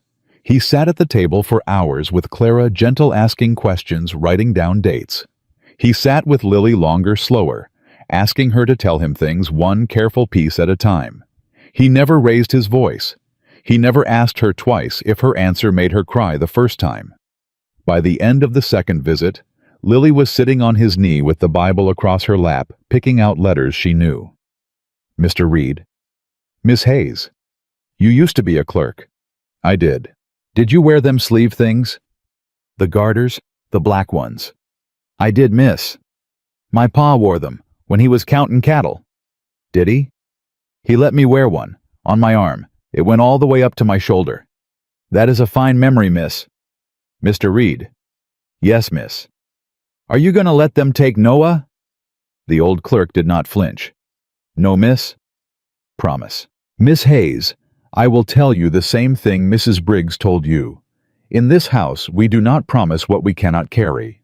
But I will tell you that I have not lost a case in front of a federal judge in 4 tries. And the man across the aisle from me on the 11th has never argued in this circuit before. That is not a promise, miss, but it is the closest thing to one I am allowed to give you." She studied him. "That'll do, Mr. Reed." "Thank you, miss."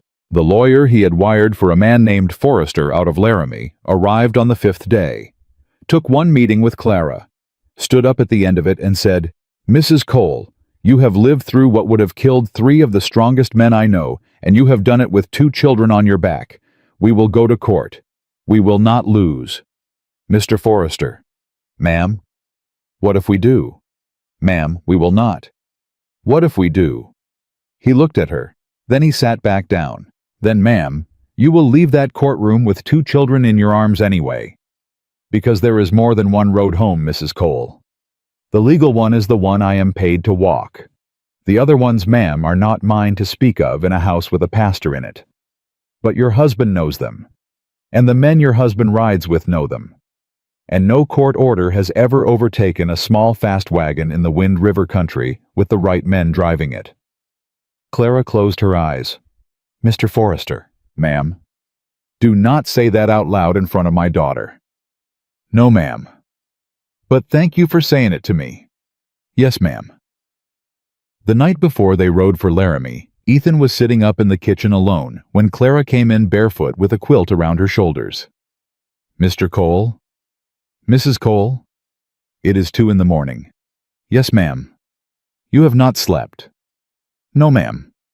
Neither have I. She sat down across the table. Mr. Cole. Yes. If we lose tomorrow, we will not lose, ma'am. If we lose, yes, ma'am. Will you do a thing for me?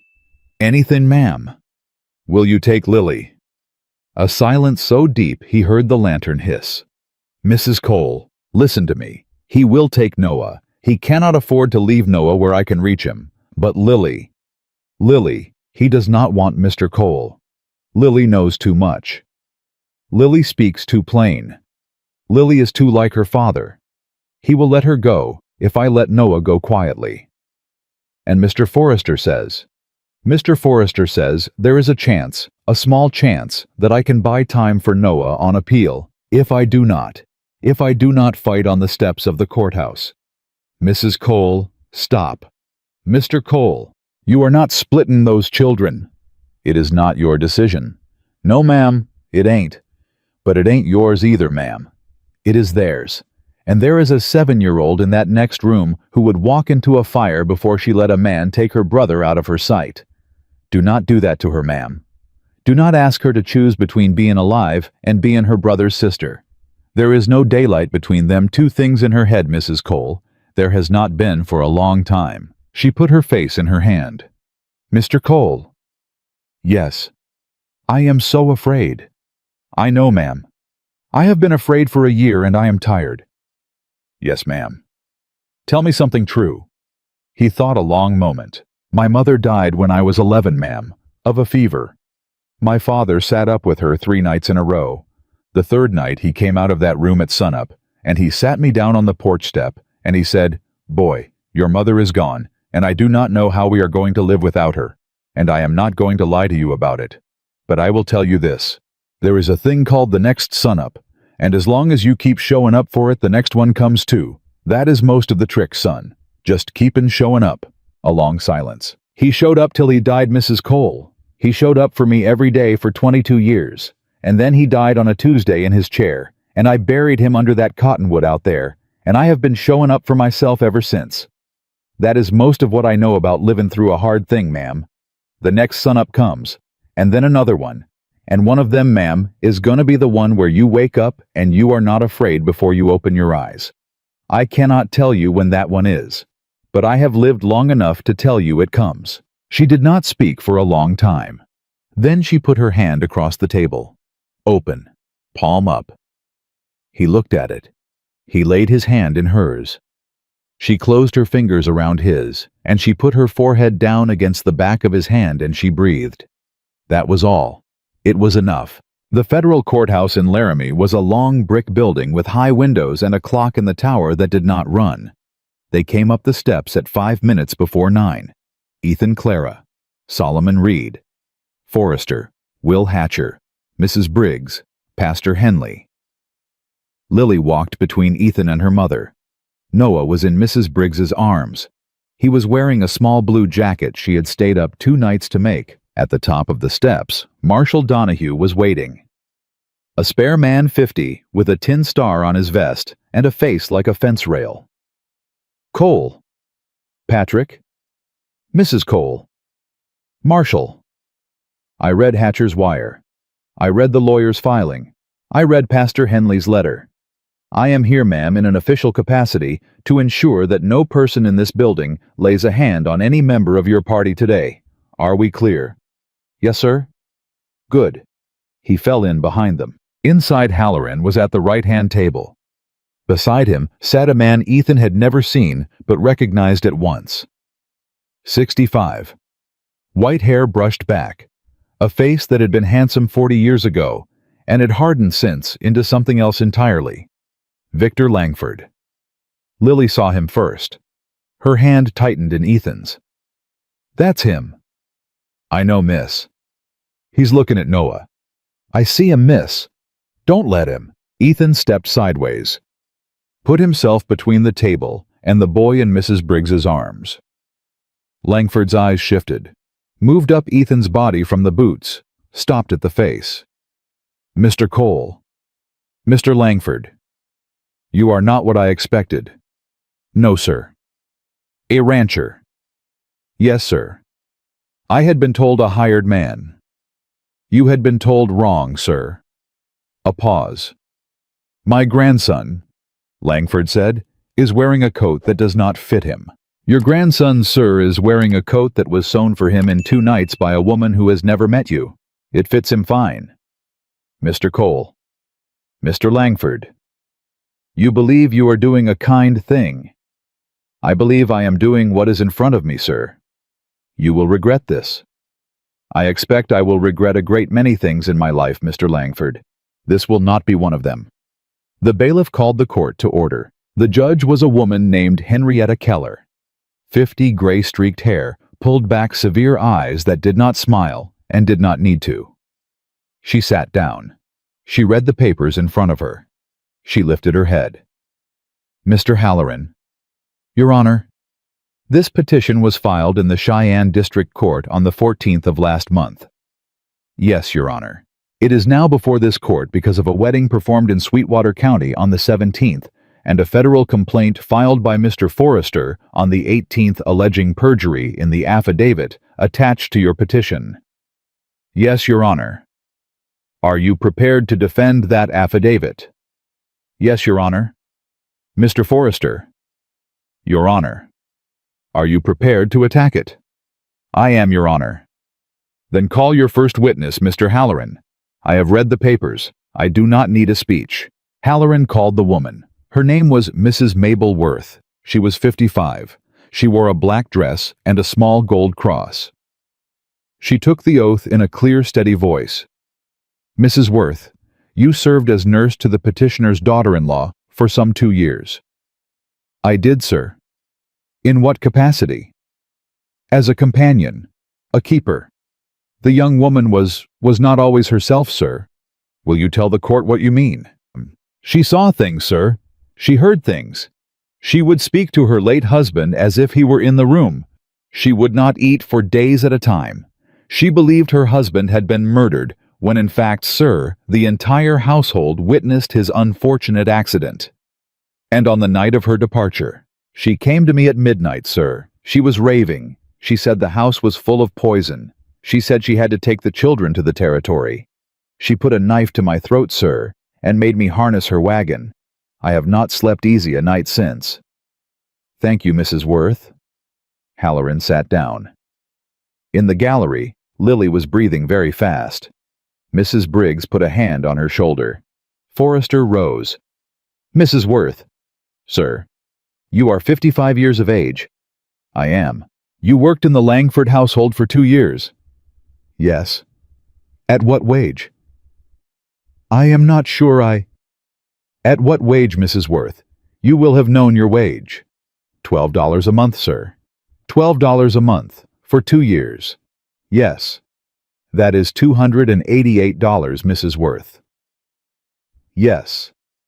"Mrs. Worth, are you aware that your bank in Cheyenne shows a deposit made by Mr. Victor Langford in person on the 2nd of this month in the amount of $1,000? A silence in the courtroom.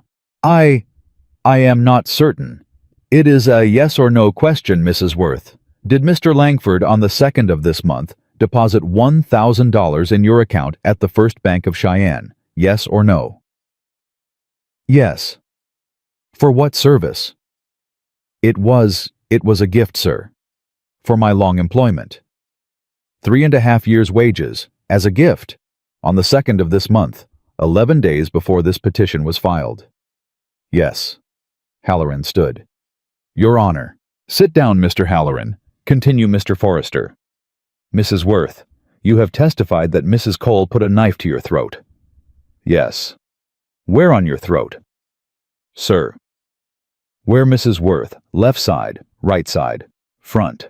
The point of the knife." "Where did it touch you?" "The front, sir." "The front. Hard enough to break the skin?" "No." "No." Not break it. 2 to mark it.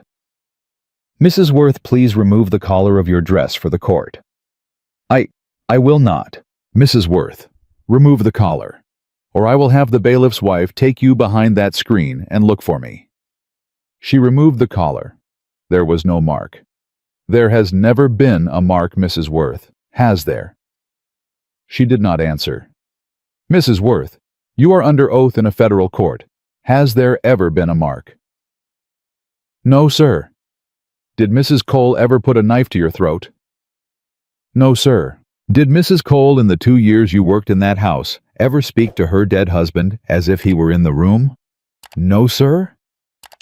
Did Mrs. Cole, in the 2 years you worked in that house, ever fail to feed her children, fail to keep them clean, fail to teach them their letters, fail to be a present and loving mother to those 2 young ones? A long silence. No, sir. Then why, Mrs. Worth, did you swear an affidavit in this court that she did all of those things? The woman began to weep. He said if I did not, he said he would put me out of the house, sir. He said I would not have a place.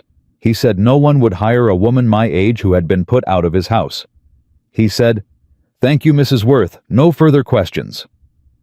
The judge let the silence sit a long minute. Mrs. Worth, you may step down. You will remain in this building. The marshal will speak with you presently regarding the charge of perjury that this court will be filing against you.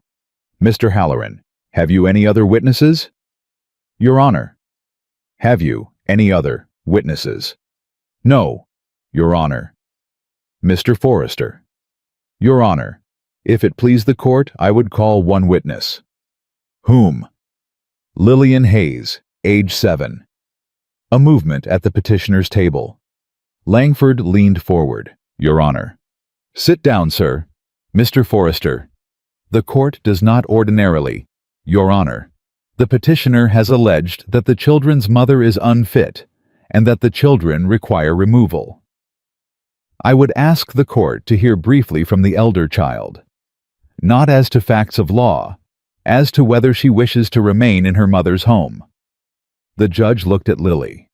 Child. Yes, ma'am. Will you come up here? Yes, ma'am. She walked the long aisle alone, climbed up into the chair. Her feet did not touch the floor. The bailiff held out the Bible. Place your hand here, child. Do you know what it means to swear an oath? Yes, ma'am. It means I tell the truth, or God knows. That is right, child. Lily put her hand on the Bible. I, Lillian Hayes, do swear to tell the truth, the whole truth, and nothing but the truth, so help me God. The judge nodded. Child, I am going to ask you 3 questions. You may answer in any words you have. Do you understand? Yes, ma'am. First, where do you wish to live? With my ma, and Mr. Cole, and Noah, and the dog. Why? 'Cause that's where my family is, ma'am. Second, has your mother ever in your memory done a thing that frightened you? A pause. She drove the wagon real fast one time, ma'am. And she fell asleep one time when I needed her. But that was 'cause she was sick, ma'am. That wasn't her. That was the road. Third child. And listen close. The man at that table, the judge gestured, is your grandfather. He says he would like to take you and your brother to live in his house. Have you anything to say to him? Lily turned her head. She looked at Victor Langford. She did not look afraid. Mr. Langford? Child. I heard you the night we left. The room went still. I heard you tell the men outside our window that my pa got what he had comin'. I heard you say his name. I heard you say my pa fell off no horse, mister. I heard you say it. And my ma was upstairs and she didn't hear you. But I did. Langford's face did not move. That is not true, child. It is, sir. You were dreaming. I was on the back stairs, sir, with my doll. I could not sleep. I heard you. Child. I heard you, sir. And I will tell anybody who asks me the rest of my life that I heard you. And every time you come near my brother, I will say it again. And I will keep saying it till I am an old woman and you are dead, sir. The judge said very quiet, Thank you, child. Step down. Lily climbed down, walked back up the aisle. Did not look at Langford again. Did not need to. She climbed up into the seat beside Ethan. He did not say anything. He put his arm around her shoulders. She put her face against his side. The judge closed the file in front of her. Mr. Halloran. Your Honor, this petition is denied. Your Honor, denied with prejudice, Mr. Halloran. The affidavit attached to it has been demonstrated to be perjured. The witness who provided it is presently in the custody of the United States Marshal. The petitioner himself, Mr. Halloran, will remain in this courtroom while I call the federal prosecutor down from his office because there is, I think, the question of conspiracy to suborn perjury and the further question raised by the elder child's testimony, which this court is required to refer for investigation. Is that clear? Your Honor, my client. Is that clear, Mr. Halloran? Yes, Your Honor. She turned to Clara. Mrs. Cole. Your Honor. Take your children home, ma'am. They are yours. They have always been yours, and no court of this territory or any other, while I am sitting on this bench, will ever say otherwise. Do you hear me, ma'am? Clara could not speak. I said, the judge repeated gentler than she had said anything that morning. Do you hear me? Yes, Your Honor. Then go. They went out of the courthouse the way they had come in. Slower, quieter. The marshal walked behind them till they were on the street. Then he stopped, and he tipped his hat, and he turned and went back inside because there was business yet to do that did not require their presence. On the street, Clara stopped. She turned to Ethan. She looked at him a long moment. Her eyes were full. She did not say anything. She lifted Noah out of Mrs. Briggs's arms and put him in Ethan's. The boy looped his arms around Ethan's neck. Mr. Ethan. Yes, son. We going home. Yes, son. You coming home with us? Yes, son. Forever. Ethan looked over the small dark head at the woman standing in front of him in the street, with her plait coming loose in the wind off the plains, and her good hand resting on her daughter's shoulder, and her face as tired and as alive as he had ever seen a human face. Yes, son, he said. Forever. Clara's hand came up. It found his free hand. It wove its fingers through his fingers. It did not let go. Mr. Cole. Mrs. Cole. Take us home. Yes, ma'am. They came back to the ranch on a Wednesday at sundown. The dog met them at the gate and lost its mind and ran in 3 circles and tried to lick all 4 of them at once. The cottonwoods were gold in the late light. The corral gate was open the way Ethan had left it. The cicadas were going in the long grass. Clara stopped in the yard. She looked at the house, just looked. Mr. Cole. Mrs. Cole. It is a good house. Yes, ma'am. Will you carry me over the threshold? He looked at her. Ma'am. It is the custom, Mr. Cole. I know it is late. I know it is not. I know we did not, but I would like just once for a man to carry me over a threshold who is not carrying me because I have fallen down. He set Noah on the ground. He picked her up. She was very light. She had always been very light. He carried her up the steps. He carried her across the porch. He carried her into the house she had been living in for almost a month, and across the floor she had cooked breakfast on, and he set her down inside the door. She stood there a moment, looking at her own kitchen. Then she turned around, and she put both her hands on his face, and she put her forehead against his forehead, and she breathed. She did not kiss him. That would come later, months later, when she was ready. But she put her forehead on his forehead, and she breathed, and that was the moment in the quiet kitchen of an ordinary ranch house in the Wyoming Territory, in the summer of an ordinary year, that Ethan Cole understood he was not going to be alone again for the rest of his life. The years after that were not easy. There was no year in that country that was easy. The winter that followed killed half the cattle in the county and most of the dreams of 3 of Ethan's neighbors. But it did not kill them. Spring came. It always did. Lily learned to read by the kitchen lamp, and then she learned to write, and then by the time she was 9, she was reading the newspaper aloud to Will Hatcher because his eyes had gone. Noah grew. The fever did not come back. The doctor in Laramie said his heart was strong, would always be strong, had only ever needed enough food, and enough quiet, and enough hands to hold him. Victor Langford died of a stroke the following March alone, in a house with 11 rooms, attended by a nurse who left the day after he was buried and never came back. Clara cried the day they got the letter. Not for him. For the boy he had been before he had become him. The young man who had once been somebody's father and had forgotten how. She cried for that ghost for 10 minutes in the kitchen, with her face against Ethan's shoulder. And then she dried her eyes, and she went back to the bread she was making, because the bread did not care who had died. A daughter was born to them in the 2nd year. They named her Mary after Ethan's mother. Lily insisted on holding her first. A son was born in the 4th. They named him Daniel after the man who had stood up to a banker once and paid for it with his life, and who deserved. Clara said to have his name in a house where it would be spoken kindly and often. Pastor Henley married 3 more couples in that ranch house over the years, and christened all 4 of the children, and was buried when his time came under the same cottonwood as Ethan's father, because that was where he had asked to be. Solomon Reed was admitted to the bar of the Federal Court of Wyoming in 1879, the first man of his complexion to be so admitted in that territory, and he kept the certificate in a frame on the wall of the small office above the general store in Two Forks, where Lily Hayes, Cole, by then clerked for him on Saturdays, from the age of 14 until the age of 19 when she went east to study law herself. She came back. They always came back to that house. All of them. Every one. Because some houses are built of timber, and some are built of stone.